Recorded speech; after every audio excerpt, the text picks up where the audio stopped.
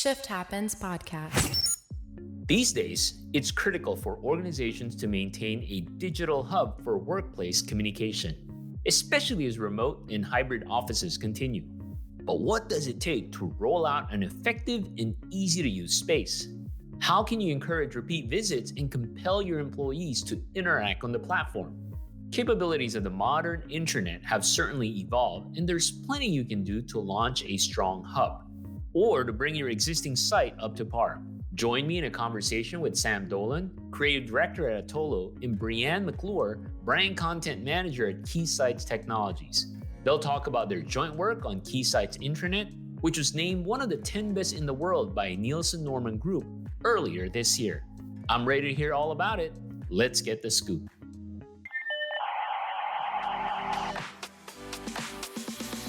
Shift Happens podcast. Shift Happens podcast.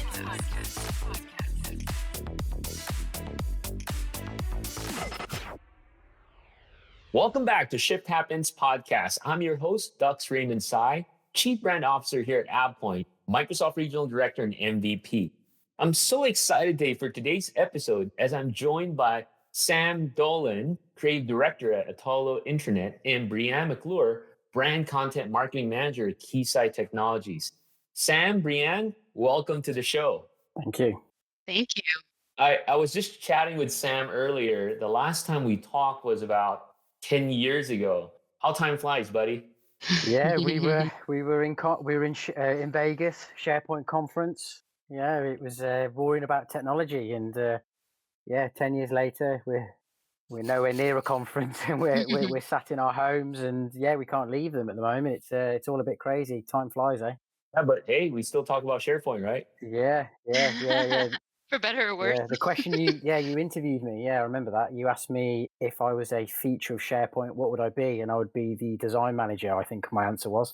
And that's still relevant today. Yeah, still relevant today. Still doing the design, the UI, the UX, how people use intranets, and that's what led me to working with Brianne and Keysight on their journey. So yeah, it's been a good one. It's been a good journey. Amazing. And Brianne, I'm sure as you've already seen, this community is kind of large, but it's not that large. It's quite small as well.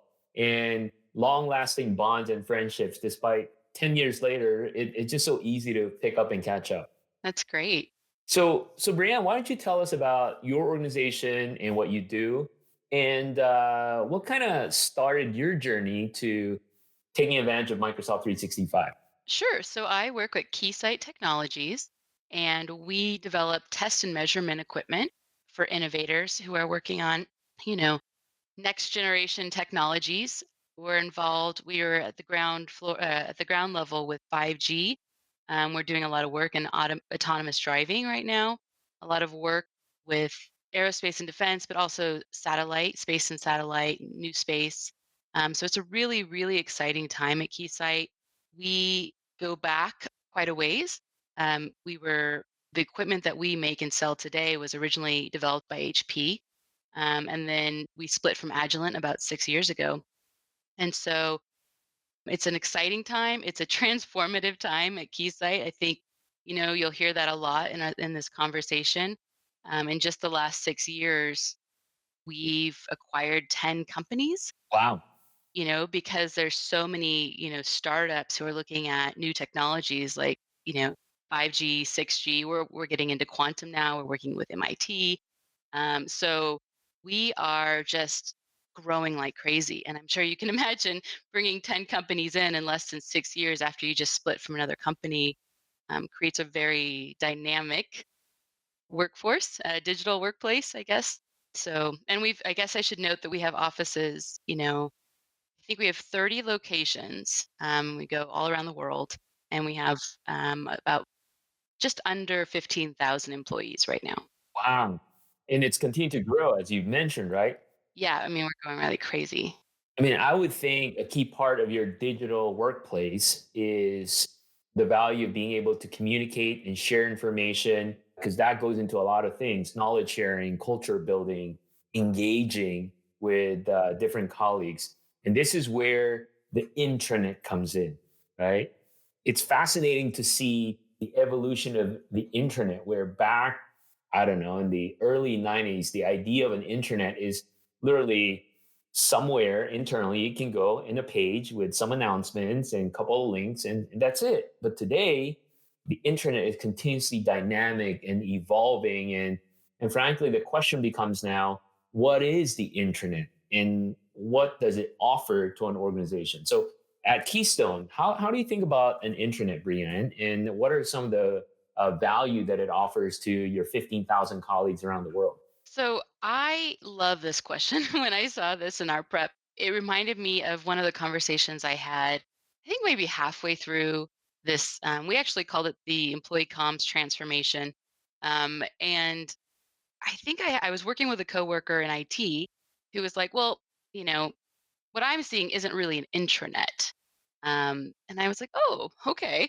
How do you define an intranet? And so I think, because we've all interacted with SharePoint at different stages. I know the first time I used it, we were using it as a marketing repository, marketing, branding materials.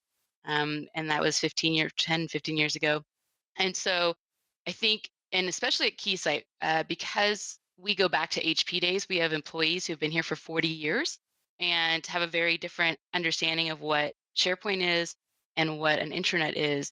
And then we have this whole software area of the company. We've got all these students straight out of college working on software who have, another idea, right? And a lot of them are using Slack.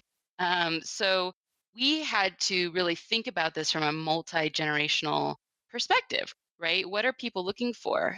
And as I was reflecting on this question, for me, I think people talk a lot about the repository, the file sharing, getting information faster, or they talk about community.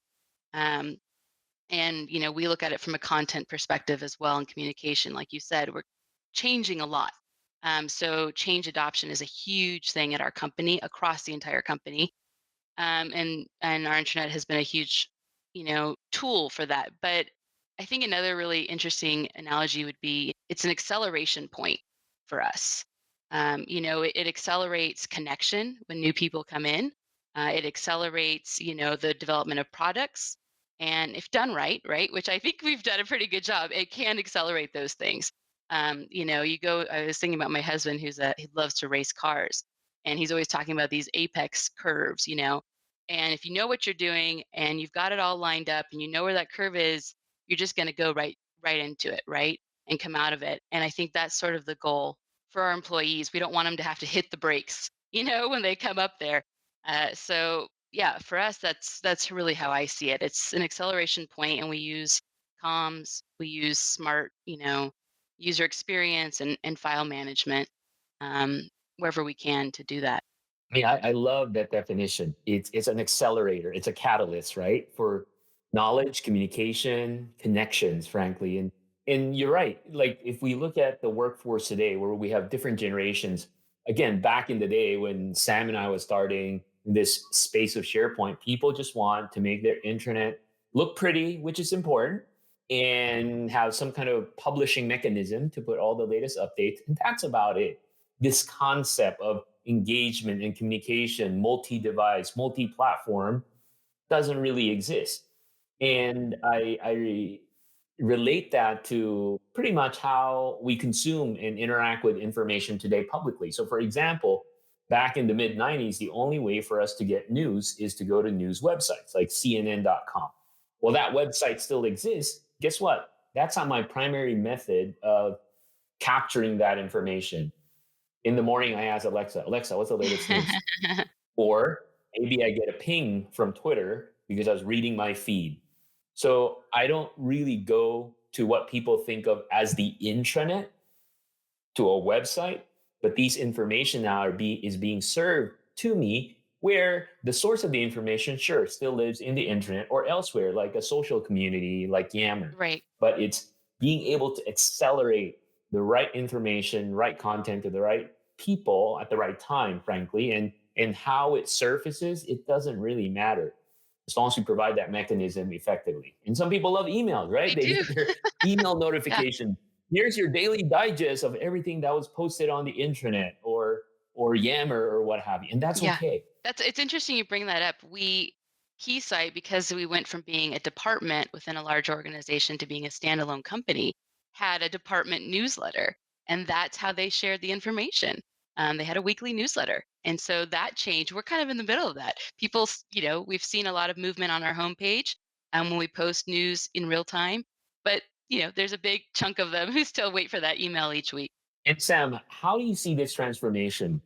You've been at this for more than 10 years. Have you seen an evolution of thinking around the internet, or it still hasn't caught on in most organizations worldwide? Well, I think where we first started out was obviously SharePoint was one product, one single product to do the document management, publishing, holding information.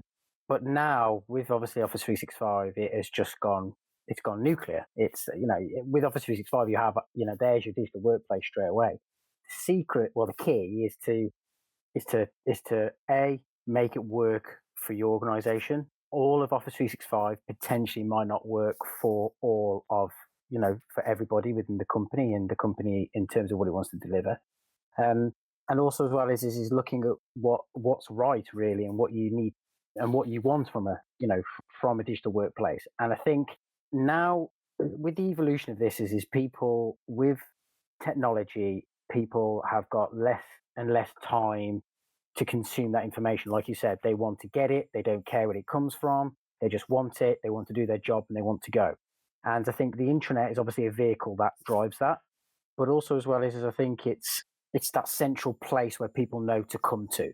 And I think the concept hasn't changed.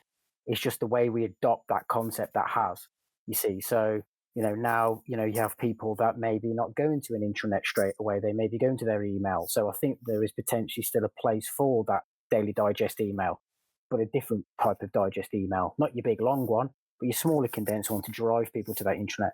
You've got people coming in via Teams now. So we have to have links via Teams into the intranet, but having that central place. So I think the common denominator around all these different functions and apps and different pieces of software within Office 365 as an example is having that link back to the intranet. So there still is that central place, but again, we're changing in terms of how we can serve information. I mean, take example 10 years ago, mobile really wasn't really on the radar of what we were doing. There was very very little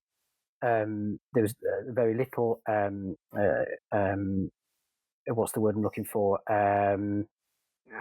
features and around the mobile viewing, apart from the SharePoint mobile app, which is still there now, still as rubbish as ever, but it's still there. But now and if you had to log in, if you wanted to use mobile devices, you had to go through networks and things like that. Now you don't have to do any of that.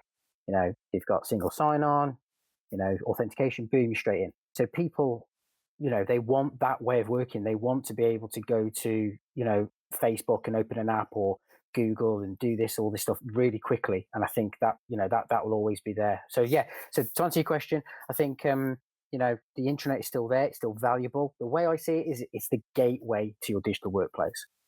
It's the gateway. So that's and the theory that we had with me and Bram working together was to have that as the central place, the central starting point for your journey, whatever you're doing and whoever you are.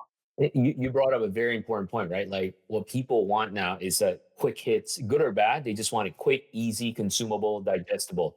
And I think about back in the day, and I want to tie to your point, Brianne, where the evolution really was a newsletter, right? So way, way back when, it's a newsletter, weekly stuff. And then obviously from a newsletter perspective, the layout must be nice, fancy, nice colors and pictures. And that moved on to the intranet, where intranet should look pretty, like a consumer website. And nothing wrong with that. And there are still intranets like that. But then today, if you think about it, I consume information, like I said, on social. Maybe I ask a bot, I ask Alexa, right? And that's so different in the enterprise today. While having a nice fancy layout is good, it's not top of mind anymore. The same way, because we may be consuming in different shapes and different forms, where the central information is still in one place, but how we consume it, it's in different places depending on the time of day, the generation. Even videos, for example, in the past, highly produced videos is a must. both externally and internally. Today, no, I just take my phone out. The CEO does a quick live stream, right, for our town hall. And it's cool. It's okay. And I think it's really an exciting time for these. It's a perfect storm of all these different situations and technology and capabilities to come together. But in the end, be able to be more effective as well. Brianne? Yeah, can I just add to that? Because I think that the idea of centralization was just huge for us. In addition to the different channels and ways people are consuming, that information or getting to the internet, there are tons of platforms available right now that weren't available 10 years ago, right? And as somebody coming into this who's looking at what are my options, it's really overwhelming. And I can tell you before we went into this project, our teams were looking at all these platforms on their own. They're looking at SharePoint, or they're using SharePoint, using Confluence, they're using Slack, they're using list all of these things, and our employees had no idea where to go for like where that single source of truth was. They were getting different information everywhere that they were going. So I mean, we can get to that later, but that was huge for us, just centralizing information. So let's start there, right? So with that challenge, with a sea of disconnected silos of information and conversations, what's the first step that you all did to kind of bring that together and to get that lowest common denominator, so to speak, to start with that one source of truth at each site?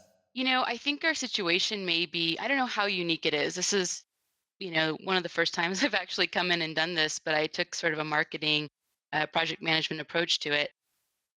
When I came in, there had been some research already done internally about, how do we modernize our intranet? But some of the big challenges we had, we don't have an intranet team at Keysight. We have a comms team, and I was a writer on the comms team. And so, you know, we're not only looking at how do we get information to employees faster and also improve their experience, but how do we get the entire company on board with this without any authority, right? All we can use is influence. And that was the really big challenge for us. And some people will say, well, we don't all need to be aligned. They can still have their content elsewhere, whatever, But obviously, people like the three of us would know the benefits of centralizing all of that content into one location. So I actually started at Keysight in January 2019, and I was handed this project. This is what we want to do. Here you go. And I started by looking at what existed currently, right? So they had, after the transition from Agilent, they had sort of basically just migrated all of their existing content to a new homegrown intranet and, changed the logo, put a, red bar across the top, and that was it. Um, and it wasn't working. So all these teams had, started building out their own stuff, right? I think I counted like 30 or 40 different portals, some of them, internal, some on other platforms. And so I was looking at that and it's thinking, they were all kind of a mess and they, had outdated content. They were hard to navigate and they were all different. So as somebody who came in new, you kind of had to relearn each portal every time you went to a new page. And the problem was employees couldn't find this information. For one, search was having to Google search was what we were using to search all these different platforms, right? And that wasn't helping very much. And then, you know, because employees couldn't find content, they didn't even have a shared navigation, top level navigation. That sounds like such a simple thing, but we didn't, right? Because we had all these platforms. And so our homepage ended up having over, I think, 100 quick links by the time I got there, because people couldn't find information. So it's like, instead of fixing the internet, let's add another quick link to the homepage, and that will help people get there. So that's what I came into. And because we didn't, Page a yeah, bunch of links, right? Like, and you have to know what these links are for. yes, just links, and I think they embedded the newsletter, the weekly email newsletter into the homepage. And you can like, with an iframe and kind of scroll down and see it. So, when I came in, I said, okay, here's the situation. We don't have authority, but I know that centralization is like, it's hard when people don't, and they know what they want, they don't know how to get there, right? And what they wanted required centralization. And so I, I looked at what was in front of me. The corporate comms was responsible for, the homepage and a handful of other strategic pages. Um, and then I started looking at which teams are going to be most impacted by this change, because I think with any change project or transformation project, you want to have allies, with this change. And that's really where I focus my attention early on is, you know, we can't force people to move their content, and they're going to resist, right? Because they've already put money and time into building out their individual portals.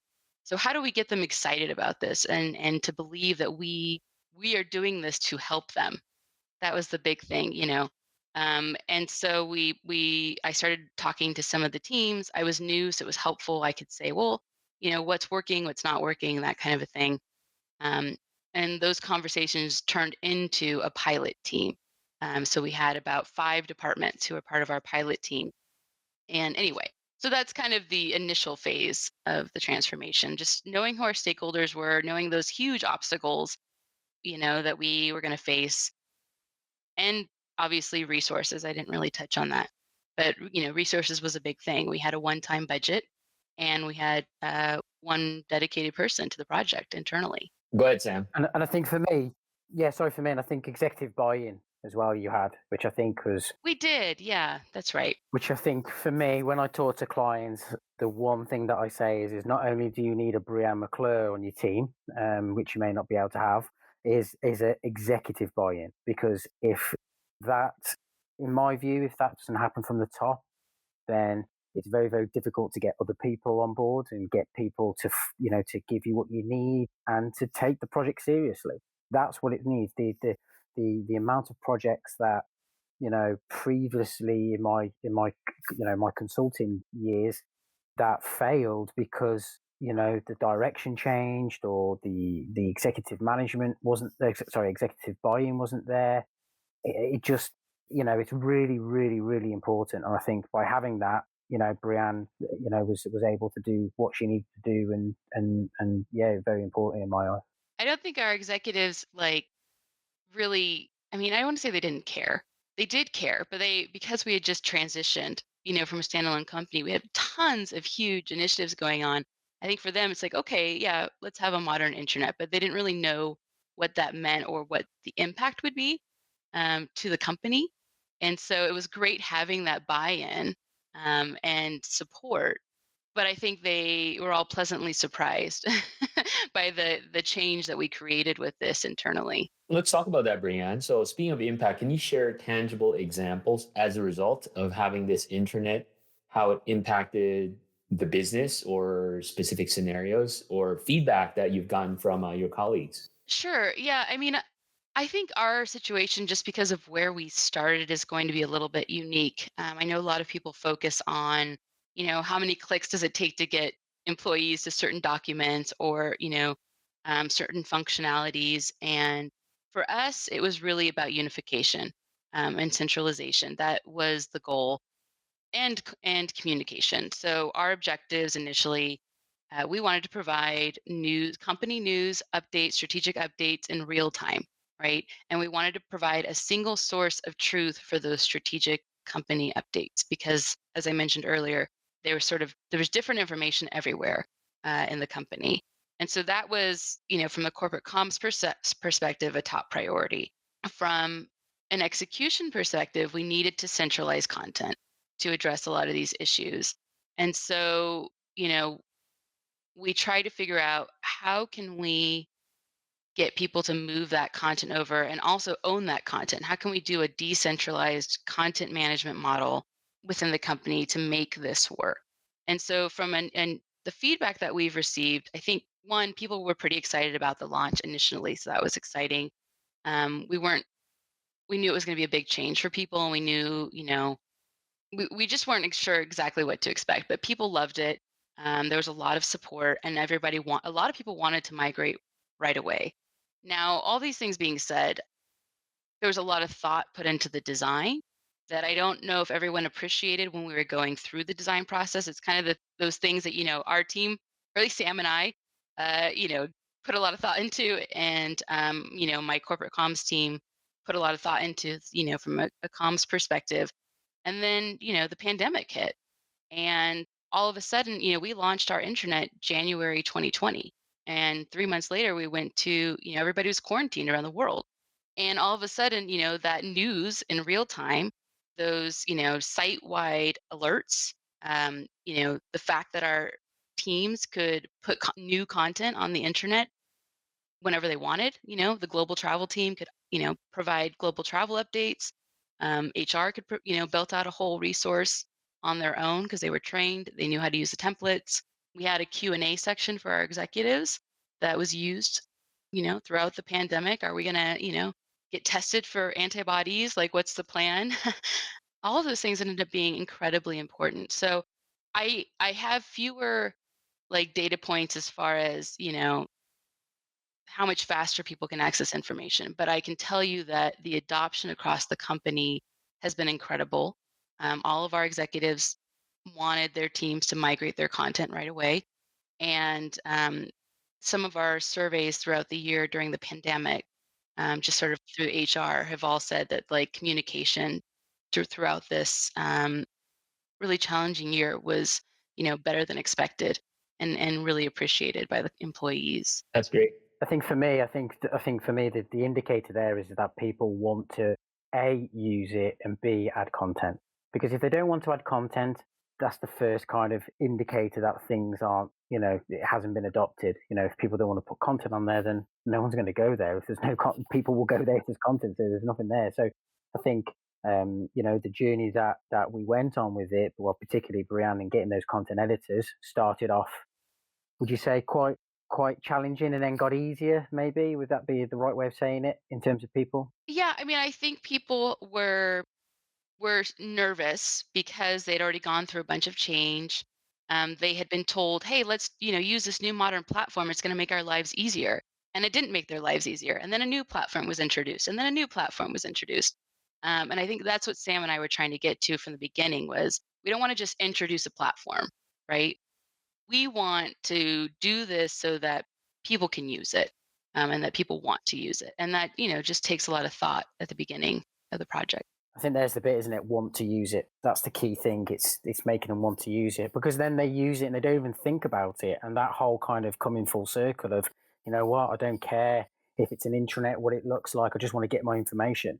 Well, all those things, those subconscious things that, that they don't care about, that they do really care about it. They want it to look nice. They want to be able, they take it, they probably take it for granted really that the design is nicely done and the UX process was thought about and kind of, how we structure content and all the documents and everything that's there. So I suppose it's as a backhanded compliment, it's a kind of it is a compliment that people get out and use it and kind of carry on with their day, really, isn't it? It's funny that earlier in the conversation we talked about how things used to be really more design focused, and we are a company of engineers. So there's always been a little pushback anytime we do a web project internally or externally. Oh well, it's pretty, but is it functional? Um, and then we got that pushback, from some people. I feel like it's just part of their identity. They feel like they have to say that. But during the pandemic, it was so important for people to see their coworkers' faces. And especially from a global perspective, just we had all these videos, we showed lots of employee faces, and people really got into it. The content that was viewed the most, commented on the most, almost always was a video or an interview with our employees. So, what do you think the world will be like for you as we go back to work?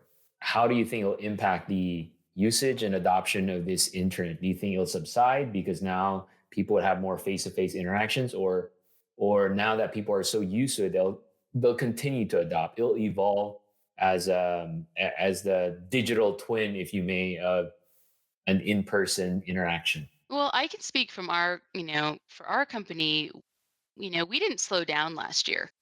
We're an essential company, and so we've been, supporting the medical industry, and aerospace and defense industries. So we did not slow down one bit last year. And our company, throughout this process, started looking at, obviously we want to bring employees back, and there's certain functions throughout the company that have to work inside a building, right? We do a lot of manufacturing and all of that, but they're also thinking like, well, where does it make sense to go virtual, right? So we have annual executive meetings and we have other internal events that all went digital last year, and they may stay digital or virtual, I guess is the right word.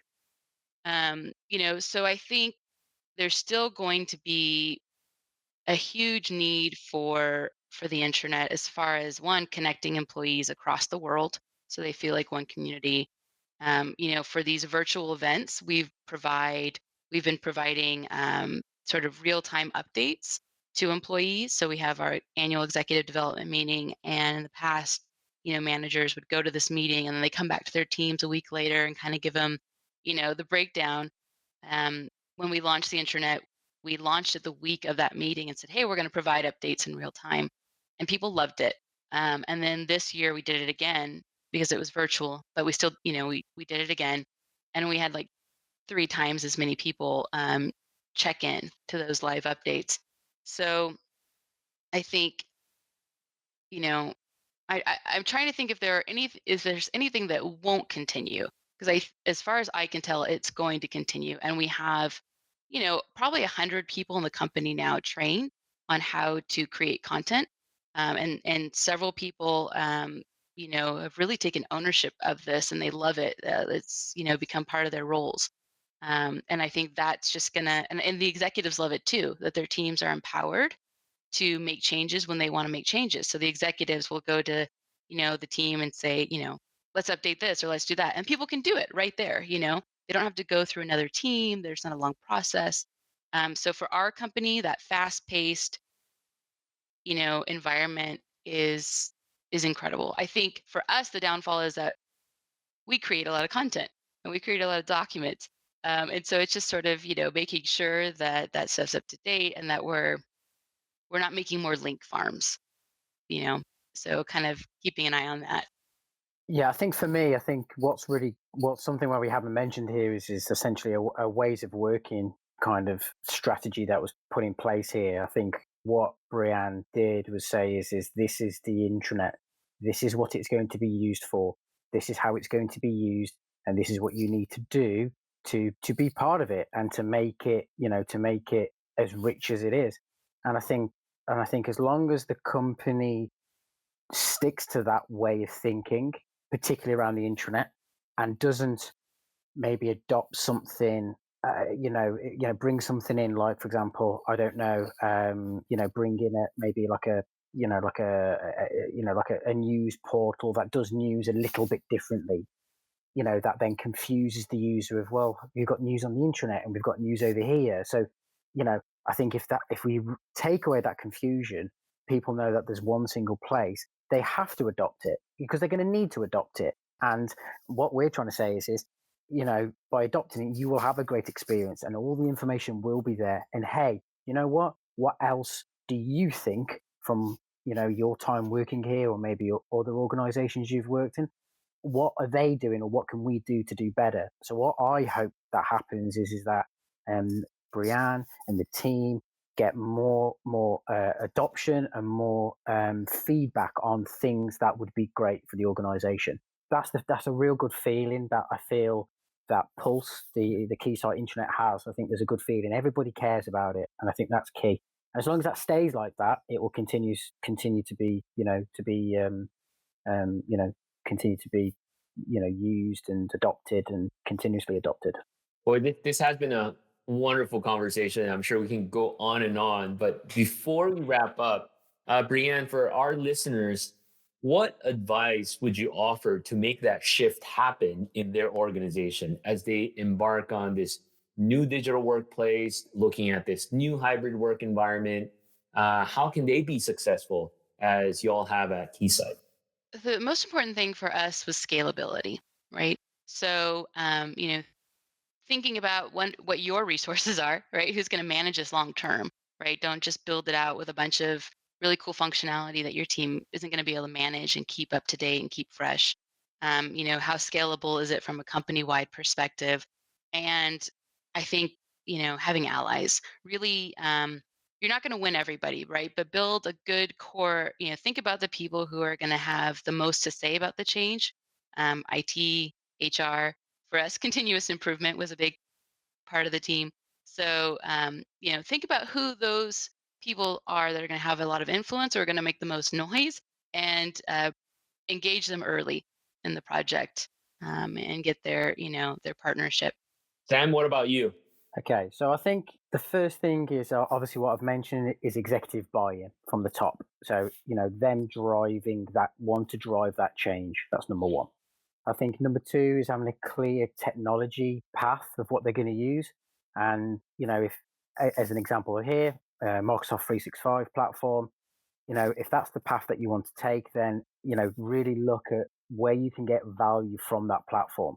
Yeah. I would much rather a client use 25% of the platform, but have an adoption rate of 80% plus than use 75 to 100% of that platform and just, the adoption levels be so low, because what they don't realize, it has an impact on the next thing that they do. So the next big thing that they want to do is going to be tarred with the same brush.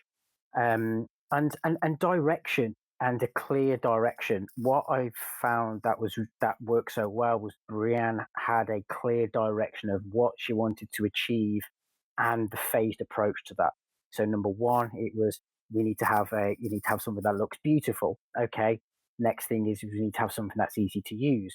Next thing, we need to have something that was easy to update.